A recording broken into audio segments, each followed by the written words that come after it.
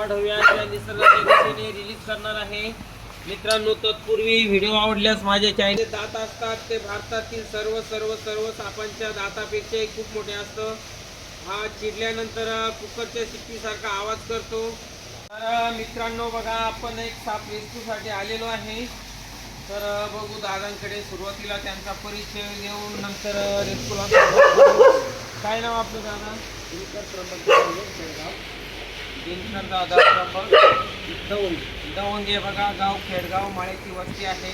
आणि त्यांच्याकडे बघा एक साप दिसलेला आहे, जे त्यांनी त्यांनी मला कॉल केला आणि आपण बघा सुरक्षिता काळजी आणि मेहनतीनुसार आलेलो आहे।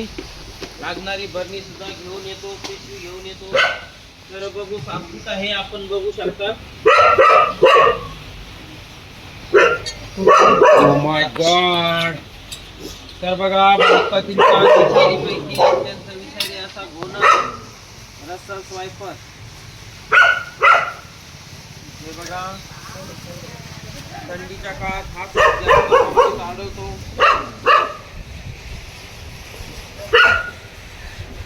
तर बघा किती आता पेकायचं आपण हातात घेऊ शकतो, कारण या सापाची मुवमेंट इतकी असते। माय गॉड,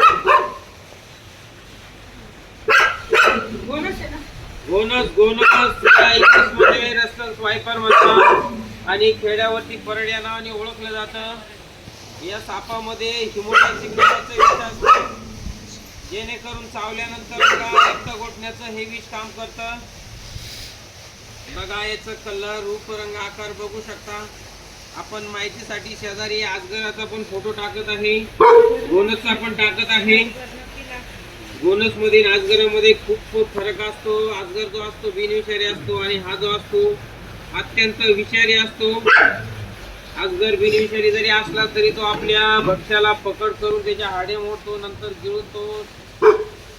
4-5 दिवसानंतर त्याचं पाणी करत असतो। अजून एक सांगायचं म्हटलं तर ह्या जे सापाचे जे दात असतात ते भारतातील सर्व सर्व सर्व सापांच्या दातापेक्षा खूप मोठे असतं। हा चिडल्यानंतर कुकरच्या शिट्टीसारखा आवाज करतो। आपण माहितीसाठी व्हिडिओ टाकत आहे।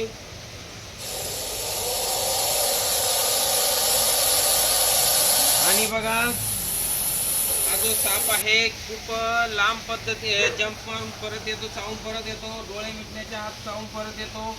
आणि अजून एक म्हटलं तर सेकंदाच्या 3ऱ्या हिच्यात चावून परत येण्याचं याचं क्रिया आहे।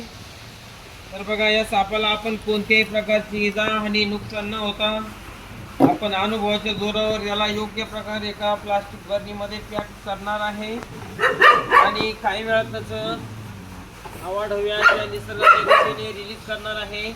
मित्रांनो, तत्पूर्वी व्हिडिओ आवडल्यास माझ्या चॅनलला एकदा लाईक, मित्रांसोबत शेअर आणि सबस्क्राईब करायला विसरू नका। कारण बघा आम्ही असं जीवावर उद्धार होऊन खूप धोक्याचं काम करत असतो। तुमचा एक लाईक खूप महत्त्वाचा असतो। याला आपण काही वेळातच आवड हवी अशा निसर्गाच्या दिशेने रिलीज करणार आहे।